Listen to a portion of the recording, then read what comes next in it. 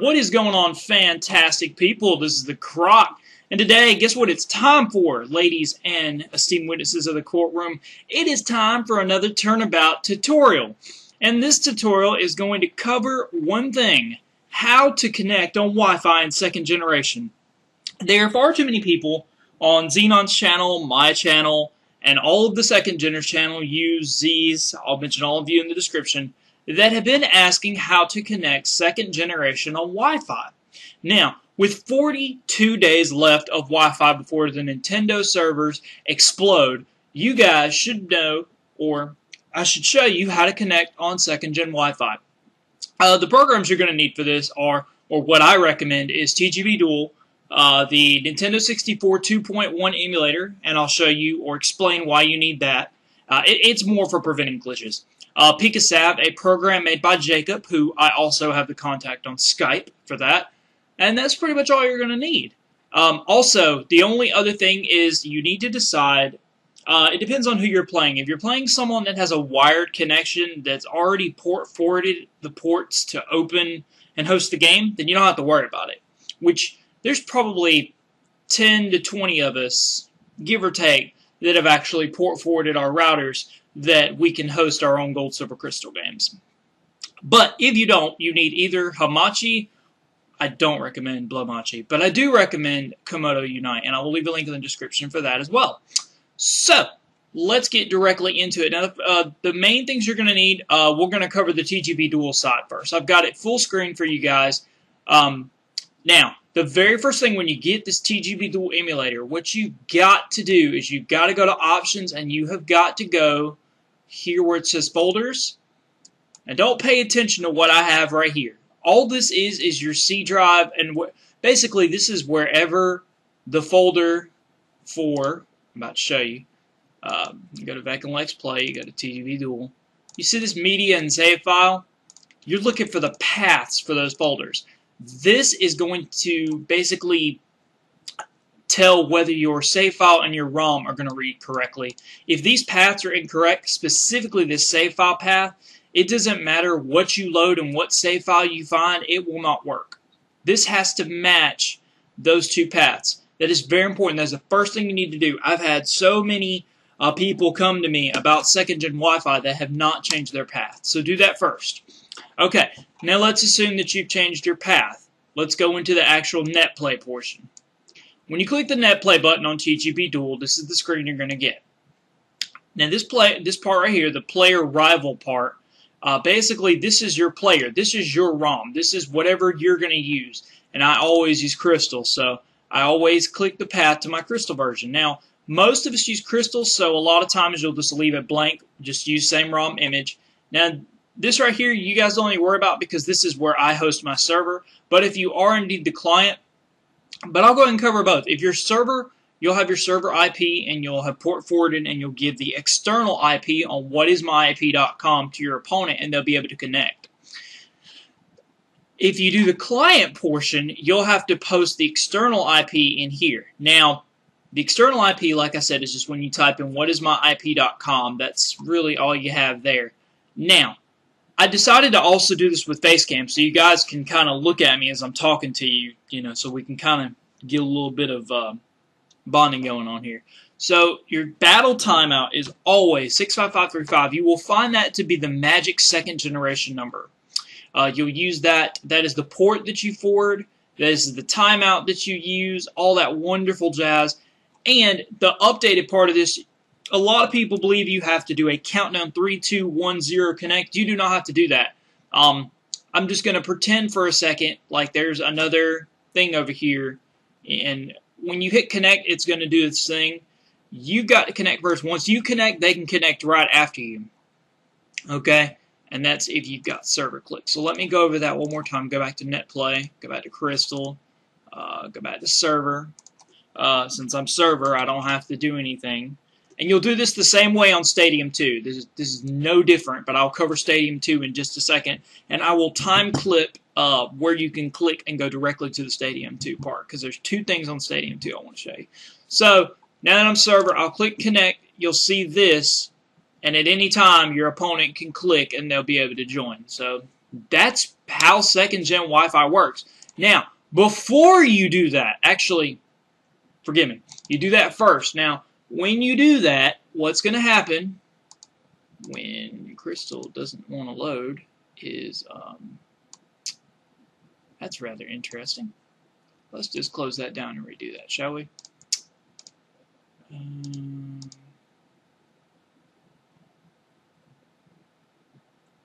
What the heck? Oh, okay. It is recording. I don't even know what's going on anymore. I'm not even paying attention anymore. So I was just checking my camera there. Okay. So now then, we're gonna reload that because something's going a little fishy there. There we go. Okay. Once you guys connect, it'll start the game for you. I will warn you the sound will come on. You're going to want to come up here and click sound, and you're going to want to turn the master channel off completely. For some reason, Crystal doesn't sync correctly with sound, so that's kind of a thing. But, okay, those of you that have never connected in the old gen games with a good old link cable, you're going to go downstairs here, and you are going to go to the second person. Now, do remind you, this is second generation. Once you go into this, you cannot change your lineup or anything. So you're going to want to check your Pokemon lineup. Make sure you got everything good. And then you and your opponent both, you'll say you're ready to talk, and you both just talk. You're going to battle a friend. You want to battle. Please wait. Normally, it'll work because you'll be connecting with someone. In this example, I'm only showing you what it would look like from my side. This is how you'll know it's not working. Your friend is not ready, but it'll work. And because we're playing Crystal, if you chose the girl, don't freak out. When you get to right here, it'll actually make you change over to the guy before you walk into the room. And then you'll just turn toward the computer and click A. And that, ladies and gentlemen, is the part for second generation Wi-Fi. That's pretty much all you do. The Crystal save that I give you, or that I have linked in my description, has 20 boxes of ready-made Pokemon, but if you don't like those sets, all you got to do is go over to Pikasav, and I will link you to the tutorial to that as well, because that's also on my channel. Okay, so, moving right along, I am going to boot up Project 64 2.1, and we're going to cover the second part of this tutorial, which is second gen still, but we're going to be covering the part of connecting with Stadium and Stadium 2. Now, this is done by a good friend of mine named Croc for the win. I'll leave his link in the description as well because he is absolutely fantastic and has also done a lot of work for the Pokemon community. Now, when you first get this, it's not going to work correctly until you go to File. You're going to, I believe it's either ROM Director or you're going to have to refresh your ROM list. One of these two, or both. You may have to do both before it will work. If you message me and you haven't done that, that's what's going on. Okay, now this is where we get a little bit kind of crazy, so pay very close attention. Alright, we're going to go into settings. When you go into settings here, your plugins are very important. This right here, if you want no issues ever, version 1.83 is your bomb. The only difference is if you're playing yellow on Stadium, you have to use version 1.82. Don't ask me why. I don't know. But that's okay. Make sure all this is right. This is to set up your transfer pack. This right here is the emulated transfer pack. And this is how you move your Pokemon from your Game Boy that you've done on Pikasav on my previous tutorial, and you're going to move them over into your Game Boy and register your sets. So let's go over that. So let's assume that this thing isn't freezing like that. And let's assume that you've done all those settings. So now you're going to go into Controller, Plug-in. This right here, you're just going to set your controls up. Now this is where we go into the Transfer Pack. You're going to click Controller Pack and click Transfer Pack. These, again, are path files. All this is, you go into your TGB Dual Media. Your media is your ROM. Let me move that out of the way so you can see it. Your media is your ROM. Okay? And you'll click OK. Or open, and then you'll browse for your save file. Automatically open your TGB Dual save folder, and you'll click the save that corresponds. Now, wonderful people, this is not like Classic Stadium 2, where it kind of sort of crashes, except that, where it kind of sort of crashes and stuff when you open it. But it actually works every single time. Now, it's actually kind of working good because I've actually got to go through here for you guys and refresh my ROM directory because mine's actually currently not working. So let's just go ahead and do that. We're going to go and I'm going to browse for project 64 2.1. And luckily, the ROMs are actually just, you'll open this and there's the ROMs. There's my ROMs folder. I'm going to hit OK. Now, you see now that it's updated. And now that it's updated, it will indeed run in just a moment. So, there's your Stadium 2.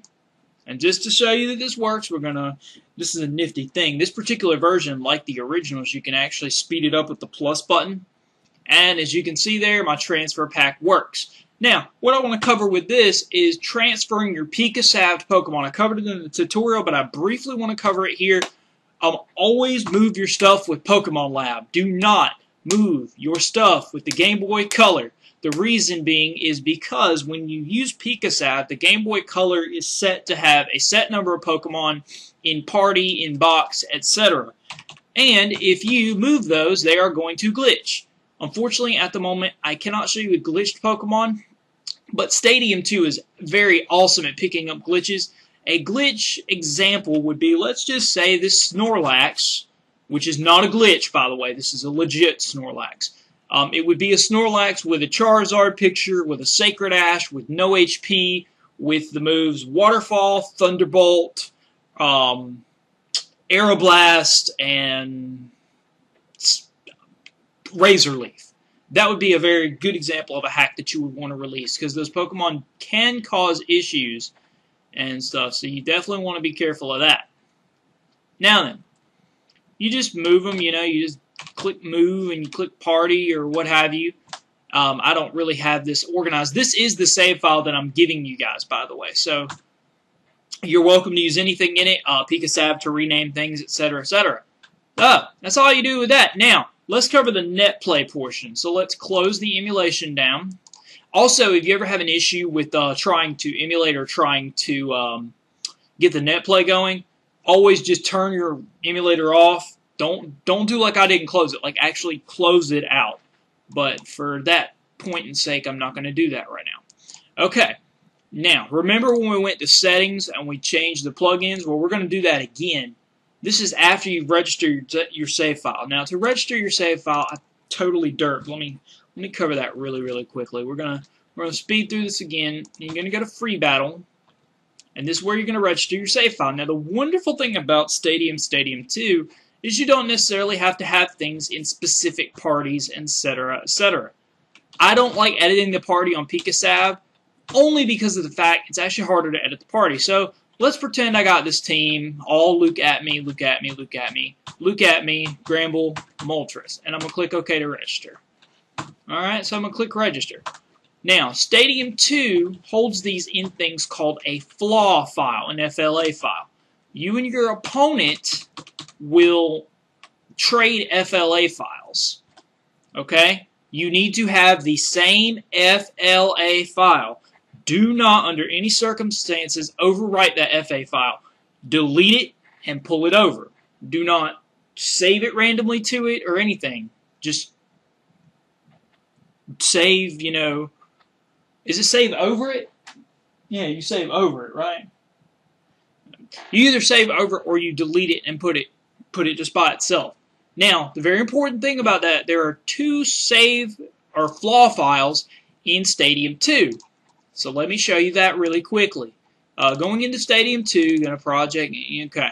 Right here, you see this base Stadium and Stadium 2 flaw? These are not the ones you mess with. These are not prevalent to your game file. When you go into save, this right here, this is the Stadium 2 flaw right here. That is what you will give to your opponent and what they will give to you, and you will copy and you will... I like to share them on Skype. You save it to the same spot and overwrite it, and it'll work. If you do not have the same save file, you will have desync issues. Okay, so let's pretend that I close this all the way out and open it back up. And now, the last thing that this tutorial is going to cover is the actual netplay part of Stadium 2. You're going to click Settings and Plugins. Now, this is after both of you have given your flaws to each other you basically have a registered team on both sides. Think of it like you're sitting in a room playing Stadium 2 together, and you're both in the same room. It pretty much applies the same way. They can see what you do, so I recommend writing down your C buttons to know what you're doing. You're going to click Apply, and you're going to click OK. Now, if you have Windows 8, I forgot to mention this, you need to use this 2.1 emulator. It is a requirement for Windows 8. Otherwise, you will not be able to read the FLA files correctly. Okay, so we're going to click OK, and watch what happens when we load Stadium 2. Oh my goodness, it's this weird thing. Okay, this is a wonderful command prompt. It's actually very easy, and yet again, the only thing you have to figure out is port forwarding, Komodo, or Hamachi. If you're port forwarding, like I will always start server 65535, again the magic number, and it'll probably do that, and you can tell it to go shoot itself in the face. And Crobat is joined. See, Crobat is now hosting the server, but I'm not Crobat. I'm going to type /name/vec, and now I am vec. Now, for you to join me, I would give you my external IP, which would be something. Let's pretend that it's 5.5.5.5. Okay, it's not 5.5.5.5, but let's say it is. You're going to type connect, you're going to type 5.5.5.5 space 65535. And if that was correct, it would say this person joined, and you would show up in the chat bar on the right-hand side. Then, once both people are in the chat bar on the right-hand side, all you got to do is click this. And then the game will start for both players. If you want to record Stadium 2 or Gold, Silver, Crystal Wi-Fi, you have to do it as the battle is going on. One other thing I did forget to mention, if this window just kind of, stays up here by itself, just keep closing it till it dies. I mean, eventually it will close. I try to close this one first, and it'll close the Project 64 behind it. So, last thing, and then I'm done with you guys for right now. My wonderful esteemed witnesses, in the description below, you will have links to TGB Dual, which is the Game Boy Color emulator that I used. Okay, we already covered the where you got to change the paths to your save files and your media, or your ROMs, whatever you prefer to call it. It doesn't matter to me. They're both correct terminologies. And you will also have a link. I will link you to Crobat's link of his 2.1 Project 64, which actually helps on Diego DHGSS's methods of the original 1.7. It is a little bit faster, it is a little bit better graphically, and it does work on Win 8. Let's see, what other links? I'll link you to the tutorial that I did for Pikasav, so you can get that program as well, and I will give my Skype to you. Myself and most of the second-gen players only take our matches over Skype. What will happen is I will add you to Skype, I will click the second-gen Wi-Fi Battle Finder, I will click this add button, and I will add you to it. And that is pretty much the gist of it. So, I hope you guys have enjoyed the Turnabout tutorial for second-generation Wi-Fi battling. This will now supersede my original tutorial for all three. And it'll cover basically second-generation Wi-Fi battling. I hope you guys have enjoyed. I hope you guys would like to second-gen Wi-Fi battle. I will also include my current players for first and second generation Wi-Fi battles with also extra FAQ parts. This is actually written by Diego, DHGSS, so do credit him. I'll leave his channel link in the description. And this covers all the current Wi-Fi players with their country or their time zone, so you can actually reach us and play us and give us the tier and all that stuff. So I hope you guys have enjoyed. If you guys did, rate, comment, subscribe. Peace out. Objection. And find the computer room and peace.